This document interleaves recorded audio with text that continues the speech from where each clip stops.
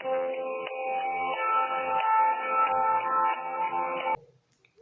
Everyone, आज की इस वीडियो में हम पढ़ने जा रहे हैं citizenship part number 2 of Indian constitution. समझिएगा, पार्ट नंबर 1 हमने पढ़ा लास्ट वीडियो में, जिसमें यूनियन एंड इट्स टेरिटरी, राज्य और उसके संघ और उसके राज्य के बारे में हमने पढ़ा। समझिए, उस पार्ट नंबर फर्स्ट में हुआ क्या, टेरिटरी डिफाइन हो गई आप लोग हमारी, कंट्री का पार्ट कितना है, डिवाइडेशन के बाद इंडिया पाकिस्तान अलग अलग हो गए, टेरिटरी डिफाइन हो गई। लेकिन अब क्या, अब सबसे इंपॉर्टेंट चीज, आखिर यहाँ रहने वाले लोग कौन हैं, किसको हम यहाँ का कहेंगे, किसको बाहर। मतलब समझिए, यहाँ और बाहर का मतलब क्या है, हम किसे इंडिया का सिटीजन कहेंगे, कि इंडिया का नागरिक कौन है। देखिए, जब इंडिया इंडिपेंडेंस के बाद या पार्टीशन के बाद बहुत सारे लोगों का माइग्रेशन हुआ, कुछ इंडिया से पाकिस्तान गए, कुछ पाकिस्तान से इंडिया आए, तो किसको हम यहाँ की सिटीजनशिप दें और किसको ना दें, इसके लिए कुछ लॉज बनाए गए। और ये सारे आपके लॉज जो हैं, इनकी बात हुई है किसमें, पार्ट नंबर 2 में, जिसमें आर्टिकल्स हैं आपके 5 to 11। समझिएगा, अब सिटीजनशिप समझने के लिए आपको दो इंपॉर्टेंट चीजें समझनी पड़ेंगी। कौन कौन सी? देखिए, फर्स्ट तो आपको आर्टिकल समझने पड़ेंगे 5 to 11। हम दो तरीके से मैं आपको समझाऊंगा, एक तो आर्टिकल्स के थ्रू और दूसरा है आपका सिटीजनशिप एक्ट 1955। देखिएगा, उसमें 1955 के बाद बहुत सारे अमेंडमेंट्स हुए, और लास्ट जो है अभी 2019 में भी हमने देखा है कुछ अमेंडमेंट्स हुए, कुछ चेंजेस आए हैं। ठीक है, तो इन दो तरीके से देखिए, जो आर्टिकल्स हैं आपके, इसमें एक वर्ड यूज होगा आपका, commencement of constitution. Commencement means लागू होना, किसका, संविधान का लागू होना, यानी कि आपको सभी को पता है that is 26 January 1950। In articles के थ्रू हम ये समझते हैं कि कमेंसमेंट ऑफ कॉन्स्टिट्यूशन तक कौन कौन है जो इंडिया के सिटीजन्स हैं, ये सब हमें पता चलता है आर्टिकल्स 5 to 11 से, जो आपके पार्ट 2 में है। बाकी उसके बाद की बात, यस, वो 1955 एक्ट या उसके बाद जो भी अमेंडमेंट्स होने वाले हैं, पार्लियामेंट जो भी अमेंडमेंट करती है, उससे हमें पता चलता है हम किसे इंडिया का सिटीजन कहेंगे और किसे नहीं। ओके, तो शुरुआत करते हैं हम इस पार्ट नंबर 2 का, आर्टिकल्स 5 to 11 का। ध्यान रखिएगा, वापस रिपीट कर रहा हूं, एक वर्ड कमेंसमेंट ऑफ कॉन्स्टिट्यूशन कई बार आएगा। शुरुआत करते हैं। अब देखिएगा आप, सबसे पहले मैं आपको इन पूरे पार्ट 2 का यानी 5 to 11 का एक ओवरव्यू देता हूं मैं आपको। आखिर शॉर्टली हम समझेंगे 5 to 11 जो आर्टिकल्स है आपके, ये किस किस चीजों की बात करते हैं। ओके, यस, आर्टिकल नंबर 5 देखते हैं हम। आर्टिकल नंबर 5, सबसे पहला आर्टिकल नंबर 5 बात करता है citizenship eight the time of commencement of constitution. देखिएगा, मतलब समझिएगा, citizenship eight the time of commencement of constitution मतलब जब हमारा संविधान लागू हुआ। यस, डेट कौन सी थी आपकी, 26 जैन 1950। 26 जैन 1950, 1950 की बात कर रहे हैं हम, 1950 की बात कर रहे हैं। यस, समझिएगा, 26 Jain 1950।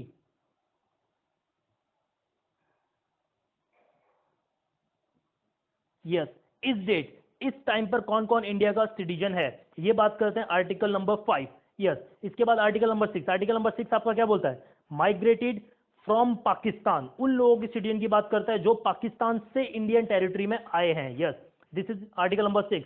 Article number 7, migrated to Pakistan, migrated migrated to Pakistan. समझिएगा, माइग्रेटेड जो लोग इंडिया से पाकिस्तान चले गए, समझिए, इंडिया से पाकिस्तान गए, ऐसे लोगों की सिटीजनशिप के साथ क्या होगा, ये बात करता है आपका आर्टिकल नंबर 7।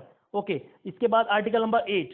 आर्टिकल नंबर 8 बात करता है आपकी पर्सन्स रिजाइडिंग आउटसाइड इंडिया, जो लोग इंडिया के बाहर रह रहे हैं, इंडिया के बाहर रह रहे हैं, उन लोगों की सिटीजनशिप के लिए क्या क्राइटेरियाज है, कब वो इंडिया के सिटीजन बन सकते हैं, कब नहीं बन सकते हैं, इसका जिक्र किया गया आपका आर्टिकल नंबर 8 में।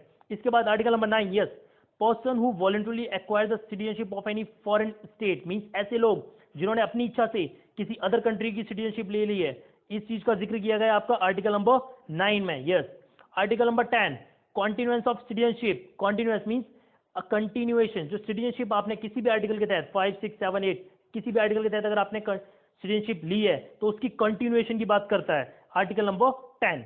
यस, आर्टिकल नंबर 11 ये बोलता है पावर ऑफ पार्लियामेंट, ये पार्लियामेंट को एक पावर देता है क्या, कि वो सिटीजनशिप से रिलेटेड कोई भी लॉज बना सकती है। तो ये आपका एक ओवरव्यू हो गया article number 5 to 11।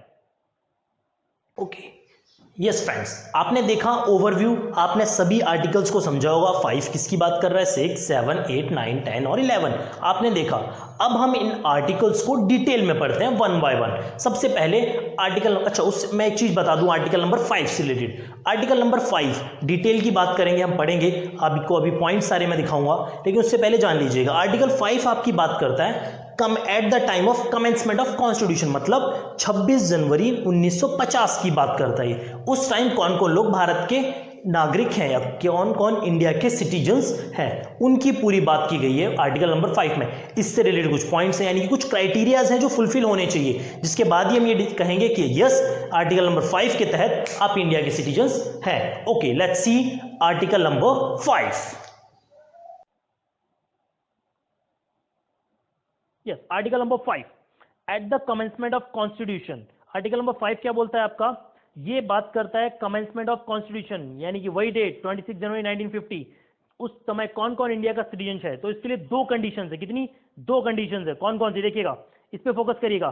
First condition तो आपकी ये डोमिसाइल, डोमिसाइल की बात हो रही है इसमें, domicile first condition. Second condition क्या है, वो इन तीनों में से, ध्यान देगा, इन तीनों में से कोई भी एक, यानी कि फर्स्ट कंडीशन तो होगी कि उसका डोमिसाइल जो है वो इंडिया में है, ओके, यानी कि परमानेंट हाउस, परमानेंट इसका जो सेटलमेंट है वो इंडिया में है, इंडियन टेरिटरी में। दूसरी कंडीशन, इन तीनों में से कोई भी एक, ये पहली who was born in India, या तो उसका जन्म जो है वो इंडियन टेरिटरी में हुआ हो, या उसके पेरेंट्स, जो सेकंड वन है पेरेंट्स, पेरेंट्स का जन्म इंडिया में हुआ हो, या फिर वो इंडिया में रह रहा हो कम से कम 5 सालों से, कम से कम 5 सालों से, वो भी कब, कमेंसमेंट से जस्ट पहले, मीन 26 जनवरी 1950, यानी कि 1950 की बात कर रहे हैं, मतलब लगभग 1945 से वो इंडिया में ही रह रहा हो। इन तीनों में से कोई एक, और फर्स्ट वाली डोमिसाइल, ये दो कंडीशंस अगर फुलफिल हो जाती हैं तो वो आर्टिकल नंबर 5 के तहत इंडिया का सिटीजन है।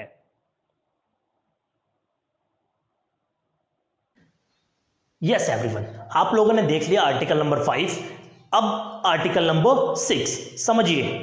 आर्टिकल नंबर 6 समझने से पहले आपको एक बहुत इंपॉर्टेंट डेट याद रखनी पड़ेगी, 19 जुलाई 1948, बहुत इंपॉर्टेंट डेट है article number 6। Because article number 6 जो है, अब बात करेगा देखिए उन लोगों की, बिकॉज पार्टीशन के वक्त बहुत सारे माइग्रेशन हुआ, इंडिया से पाकिस्तान, पाकिस्तान से इंडिया माइग्रेशन हुआ।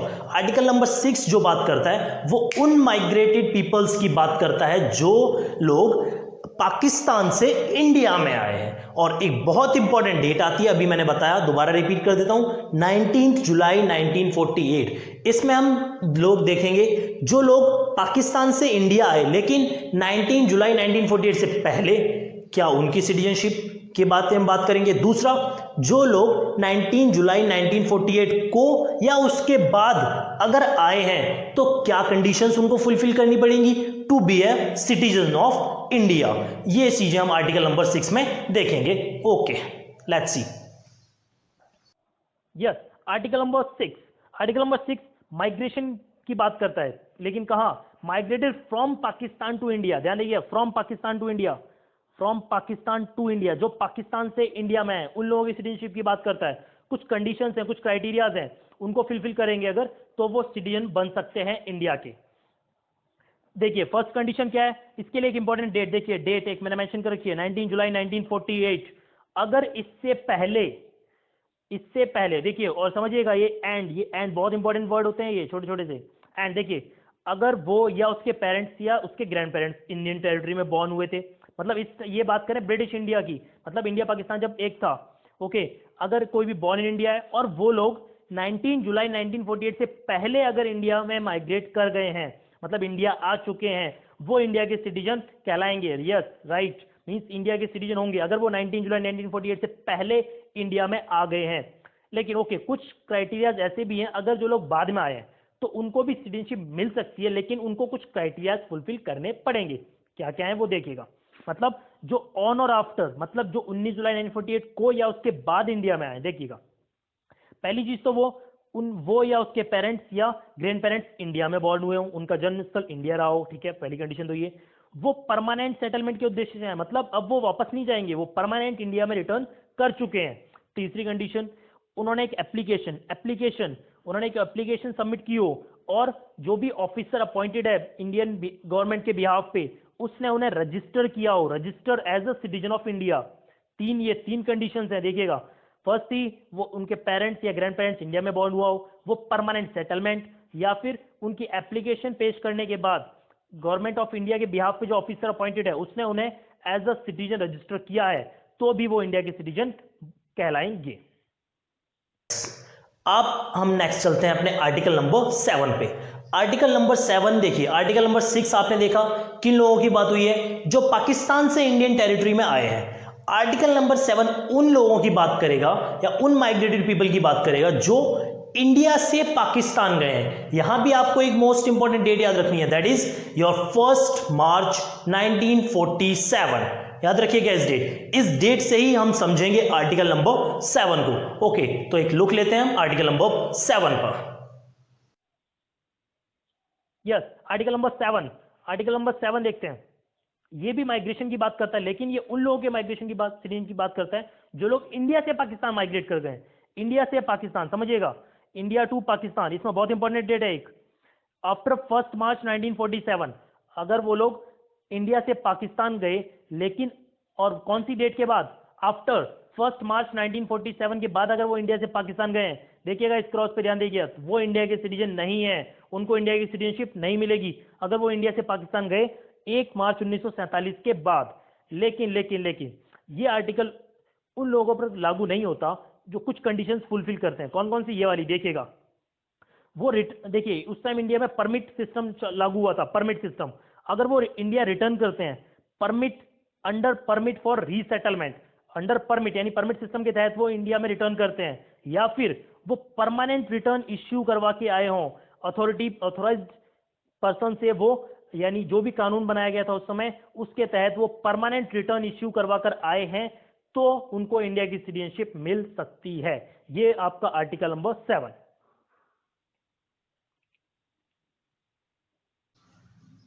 यस, आप लोगों ने आर्टिकल नंबर 7 समझ चुके हैं आप लोग। अब देखते हैं आर्टिकल नंबर 8 को। आर्टिकल नंबर 8 की बात करें, आर्टिकल नंबर 8 देखिए, 6 माइग्रेशन की बात हो गई, जो ऑलरेडी इंडिया में थे उनकी बात हो गई। अब ऐसे लोग इंडियंस जो बाहर रह रहे हैं, जो लोग बाहर रह रहे हैं means residing outside India, other than Pakistan, ध्यान रखिएगा, अदर देन पाकिस्तान, जो लोग अब्रॉड में रहते हैं, उन लोगों की सिटीजनशिप की बात क्या की गई है आर्टिकल नंबर 8 में। क्या क्या क्राइटेरियाज होंगे, क्या क्या कंडीशंस होंगी ताकि उनको इंडियन सिटीजनशिप्स मिल सके, ये सारी बातें की गई हैं आर्टिकल नंबर 8 में। तो अब आर्टिकल नंबर 8 पर एक बार नजर डालते हैं हम लोग। Yes, article number 8, rights of citizenship of person residing outside India. उन लोगों की सिटीजनशिप की बात करता है जो इंडिया के बाहर रह रहे हैं, जो इंडिया के बाहर रह रहे हैं। उनके लिए क्या क्या कंडीशंस होंगी अगर उन्हें इंडिया की सिटीजनशिप लेनी है। तो first condition, he or either of his parents or grand parents was born in India, वो या उसके पेरेंट्स या ग्रैंड पेरेंट्स इंडियन टेरिटरी में उनका बॉर्न हुआ हो, उनका जन्म इंडियन टेरिटरी में हुआ है।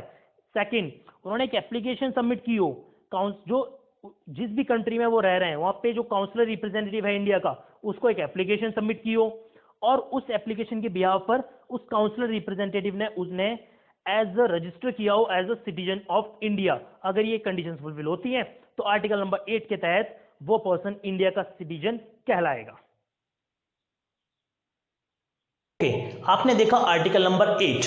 अच्छा, एक मैं आपको बहुत इंपॉर्टेंट चीज बता दूं, आर्टिकल नंबर 8 जो है आपका, उसमें आइदर ऑफ हिज पेरेंट्स की बात की गई है। मींस समझिएगा, बाय डिसेंट जो सिटीजनशिप मिलती है, यानी जो न्यू बॉर्न अगर वो इंडिया में कोई बॉर्न हो रहा है, उसको जो सिटीजनशिप मिलती है 1992 से पहले, समझिएगा 1992 से पहले ये माना जाता था कि अगर उसका फादर जो है वो इंडियन ओरिजिन या वो इंडिया का सिटीजन है तो ही उसे इंडिया की सिटीजनशिप मिलेगी। लेकिन 1992 के बाद अमेंडमेंट आया, पार्लियामेंट ने ये लॉ बनाया कि either of his parents means जो इंडिया में बॉर्न हो रहा है उसमें से, चाहे उसके फादर या उसके मदर पेरेंट, कोई भी अगर एक इंडिया का सिटीजन है तो उसे इंडियन सिटीजनशिप मिल जाएगी। मींस इस यहां से आप ये समझ सकते हैं कि जो जेंडर डिस्क्रिमिनेशन था वो खत्म कर दिया गया। ओके, ये तो हुई आपके आर्टिकल नंबर 8 और ये एक्ट पार्लियामेंट के लॉ से रिलेटेड बात। अब नेक्स्ट चलते हैं हम अपने आर्टिकल 9 और 10 की तरफ। बहुत छोटे छोटे आर्टिकल्स हैं, हम एक साथ दोनों आर्टिकल्स को देखते हैं। तो देखिए article number 9 and 10। Yes, article number 9 देखिएगा, person voluntarily acquired citizenship of foreign state. अगर कोई अपनी इच्छा से, कोई भी पर्सन अगर अपनी इच्छा से वो किसी अदर कंट्री की सिटीजनशिप ले लेता है तो वो इंडिया का सिटीजन नहीं रहेगा, समझिएगा। अगर अपनी इच्छा से किसी और कंट्री की सिटीजनशिप ले ली तो उसकी भारत की नागरिकता खत्म कर दी जाएगी, वो इंडिया का सिटीजन नहीं कहलाएगा। ये आपका article number 9। Yes, article number 10 देखिएगा, continuation of rights of citizenship. ये कहता है कि आपकी जो सिटीजनशिप है वो कंटिन्यू रहेगी। आपने किसी भी आर्टिकल के तहत, चाहे 5, 6, 7, 8 किसी भी आर्टिकल के तहत अगर आपने सिटीजनशिप ली है वो कंटिन्यू रहेगी, लेकिन इसके जो राइट्स हैं वो सब्जेक्ट है पार्लियामेंट का। पार्लियामेंट, ध्यान रखिएगा, पार्लियामेंट यानी कि ये आर्टिकल पार्लियामेंट की लॉ मेकिंग पावर को बताता है। आपकी सिटीजनशिप तो कंटिन्यू है लेकिन जो राइट्स हैं वो सब्जेक्ट हैं पार्लियामेंट की। ये आपका आर्टिकल नंबर 10। यस, आपने पढ़ लिए आर्टिकल नंबर 9 और आर्टिकल नंबर 10। अब आर्टिकल नंबर 11 की बात करते हैं। लास्ट आर्टिकल आपका पार्ट 2 का आर्टिकल नंबर 11 जो है वो बात करता है किसकी, यहां ध्यान रखिएगा, ये पार्लियामेंट की, इस पार्लियामेंट को पावर देता है क्या कि सिटीजनशिप से रिलेटेड जो भी लॉज बनाने हैं वो पार्लियामेंट ही बनाएगी। ये है आपका आर्टिकल नंबर 11 में। इस पर एक नजर डालते हैं हम आर्टिकल नंबर 11 पर। यस, आर्टिकल नंबर 11 क्या कहता है, parliament to regulate the right of citizenship by law. मतलब पार्लियामेंट के पास ये पावर है कि वो सिटीजनशिप से रिलेटेड कोई भी लॉ बना सकती है, और इसी पावर को यूज करके जो सिटीजनशिप एक्ट 1955 था वो बनाया गया था। और यहाँ ध्यान रखिएगा, इस एक्ट में बाद में कई सारे चेंजेस हुए हैं, आपके कई सारे अमेंडमेंट्स हुए हैं, लेटेस्ट हाल ही में 2019 में हुआ है, ठीक है ना। ये सब ये इस एक्ट में बदलाव हुए हैं, कुछ अमेंडमेंट्स हुए हैं। ओके, तो इसी के साथ आपके आर्टिकल 11 ये फिनिश होता है। यस, आर्टिकल नंबर आपने 11 समझा। समझिएगा अब एक बात, इसी आर्टिकल को यूज करके पार्लियामेंट ने एक सिटीजनशिप एक्ट 1955 बनाया था। मींस आर्टिकल 11 की पावर को यूज करके ए सिटीजनशिप एक्ट बनाया, जिससे कमेंसमेंट ऑफ कॉन्स्टिट्यूशन के बाद के सिटीजनशिप की बात, सारी बातें की गई हैं जिस एक्ट में। उसमें कैसे आप सिटीजनशिप ले सकते हैं और क्या क्या कंडीशंस होंगी कि सिटीजनशिप टर्मिनेशन की, acquisition and termination of citizenship की बात उस एक्ट में की गई है। तो ये हुई बात आपके पूरे सिटीजनशिप से रिलेटेड। पार्ट नंबर 2 आपने पूरा पढ़ा और आर्टिकल्स 5 to 11 हमने देखे। अब आपके इसी के साथ इस वीडियो का हम एंड करेंगे। अगर आपको वीडियो अच्छी लगी, कंसेप्ट अच्छा लगा और समझ में आया तो वीडियो को ज़्यादा से ज़्यादा शेयर करें, और yes, most important thing, channel को सब्सक्राइब जरूर करें और बेल आइकन को प्रेस करें ताकि आपको हमारे नोटिफिकेशंस मिलते रहें। Thank you so much.